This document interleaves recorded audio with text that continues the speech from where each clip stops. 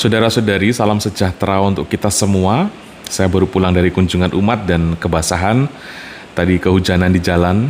Ya, orang bilang hujan malam-malam itu terdiri dari 1% cairan dan 99%-nya itu kenangan. Sepertinya memang tepat. Malam hari ini saya merasa sedikit baper.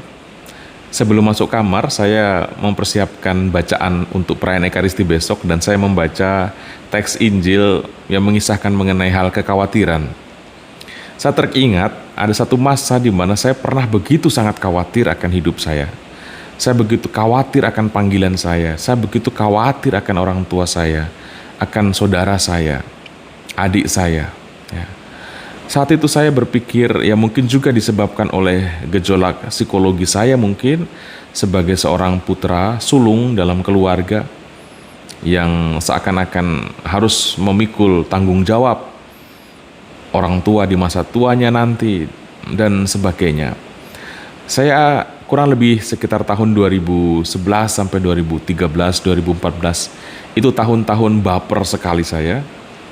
Tahun-tahun di mana saya bergumul untuk tetap bertahan dalam jalan panggilan yang sedang saya tempuh atau harus keluar mengikuti apa yang saya pikir, apa yang saya rancang, apa yang saya khawatirkan. Saya khawatir misalnya begini, orang tua saya nanti di masa tuanya bagaimana, siapa yang harus urus mereka. Sementara kami tinggal di sebuah tempat di mana tak satu pun ada keluarga di situ. Kalau sakit bagaimana? Pelayanan kerohanian mereka di masa tua bagaimana? Tidak ada satupun keluarga Katolik yang cukup dekat dengan rumah kami. Nah, hal-hal itu mengganggu sekali perjalanan saya selama kurang lebih 3 tahun itu. Ya. Pada tahun 2012 ketika saya pulang dari Maluku menyelesaikan tahun orientasi pastoral di sana, pengalaman gejolak kekhawatiran itu muncul begitu kuat. Ya.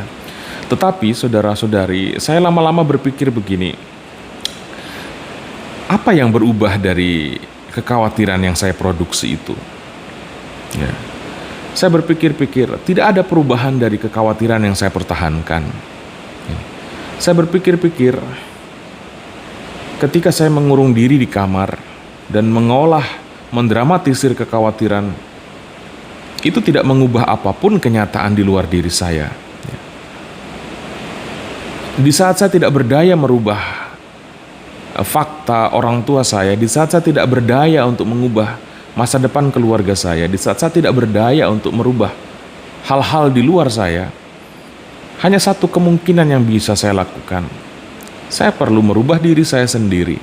Dan tentu keputusan perubahan itu yang positif. Demikian yang saya pikirkan saat itu. Maka mulailah saya pelan-pelan untuk mengurangi kecenderungan untuk mendramatisir kekhawatiran, ya. Melebih-lebihkan pengalaman kekhawatiran, apalagi saat-saat itu di antara kami di komunitas tempat saya tinggal itu di Biara, pengalaman para frater yang kehilangan orang tuanya harus pulang kampung karena duka, harus pulang kampung karena saudaranya meninggal, itu terjadi beberapa kali dan itu sangat mengganggu. Saya berpikir, kuatkah saya atau mampukah saya ketika saya menghadapi itu? Tetapi kemudian, ya, seiring berjalannya waktu, saya tiba pada sebuah percakapan yang mendalam dengan Allah. Saya ingat sekali pada suatu malam saya berkata, saya katakan kepada Tuhan begini, Tuhan, saya tidak mau mendahuluimu. Saya tidak mau melangkah keluar dari jalurmu. Ya, saya ingat sekali kata-kata itu. Saya hanya mau dipimpin olehmu dan bukan dipimpin oleh kekhawatiran manusiawi saya. Saya mau menyerahkan diri saya. Engkau sudah membawa saya sejauh ini selama beberapa tahun ini dan saya tidak mau kehilangan ini hanya karena saya cenderung mendramatisir kekhawatiran saya. Saya percaya Engkau itu sungguh-sungguh beserta saya. Engkau beserta kita. Saya teringat sekali ketika misalnya saya sebagai frater mengikuti perayaan Ekaristi dan imam menyerukan Tuhan bersamamu. Kata-kata itu begitu hidup tahun-tahun itu di dalam batin saya. Dan saya menjawab dengan penuh iman, penuh keyakinan, dan bersama roh-Mu. Saya percaya sekali Tuhan bersama saya. Kemudian saya mengatakan kepada Tuhan, apapun yang akan terjadi dengan masa depan saya, entah itu menyenangkan, entah itu menyedihkan, entah itu membawa sukacita, ataupun mungkin itu pengalaman duka cita, saya berjanji Tuhan, saya akan menemukan jejak-jejak-Mu, jejak-jejak kehadiran-Mu di dalam pengalaman itu nanti. Nah, saudara-saudari, percakapan itu membuat saya sedikit tenang. Perlahan-lahan tenang, karena saya mengucapkan itu hampir setiap malam di tahun 2013. Sebelum tahun depannya saya mengikrarkan kaul kekal. Saya menyerahkan kepada Tuhan, Tuhan kendalikan masa depanku. Masa depan saya, hari esok saya itu urusan-Mu. Urusan saya sekarang adalah saya ingin mengerjakan yang terbaik dan benar yang bisa saya lakukan. Kalaupun saya banyak kelemahan untuk melakukan itu, rahmat-Mu tidak pernah berkekurangan untuk menemani perjalanan saya. Begitu saudara-saudari, saya ingat persis ini. Ya. Dan sampai hari ini puji Tuhan, ya, apa yang dulu saya begitu khawatirkan, tak satu pun yang ada terjadi. Tak satu pun yang terwujud. Ketika saya mendramatisir keadaan, mendramatisir emosi saya sendiri, mendramatisir peristiwa yang sebenarnya tidak ada, saya merusak perjalanan hidup harian saya saat itu. Saya mendekam diri di kamar, bahkan nangis-nangis sendiri, bahkan merancang jalan hidup sendiri. Andai kata saya tidak di biara, saya harus kemana nanti dan seterusnya. Tapi sesudah perjalanan cukup panjang, dan sekarang saya hadir sebagai seorang pastor,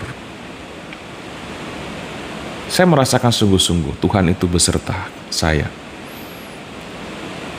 Setiap kali saya mengucapkan untuk umat beriman, Tuhan bersamamu, saya sangat berharap umat beriman juga merespon itu dengan penuh iman, ya, bahwa memang benar Tuhan bersama dengan kita. Ya. Dan penyertaan Tuhan itu bukan tentang hal-hal yang selalu membawa kesenangan dan kenyamanan pada kita, tidak. Tetapi dalam bingkai iman kita bisa menemukan jejak-jejak kehadiran Allah di setiap pengalaman itu, dan itu yang menyejukkan hati kita. Menyejukkannya di mana? Bahwa kita ternyata tidak menjalaninya itu sendirian. Tuhan bersama kita, Dia memikul juga beban yang sedang kita pikul. Dia turut menangis dengan kita yang sedang menangis. Dia sedang bergumul seperti halnya kita sedang bergumul juga. Itu yang saya rasakan pada malam hari ini ketika membaca teks Injil mengenai hal kekhawatiran. Dan benar kata-kata Yesus bahwa kesusahan hari ini cukuplah untuk hari ini, besok memiliki kesusahannya sendiri. Jangan mendahului Tuhan. Jangan menciptakan rancangan hidup yang keluar dari bingkai Tuhan. Saya sering berkhotbah, jangan cepat protes terhadap apa yang Allah sedang proses di dalam hidup kita. Ketika kita mudah protes atas prosesnya Allah, disitulah kita sedang menjerumuskan diri kita sendiri di dalam problem demi problem. Saudara-saudari, mari kita saling mendoakan. Seorang imam juga bukan manusia tanpa masalah. Seorang imam bukan manusia tanpa kekhawatiran. Seorang imam bukan manusia setengah dewa. Ya. Kita saling mendoakan. Kami para imam sangat butuh doa-doa Anda semua. Tuhan Yesus memberkati kita semua.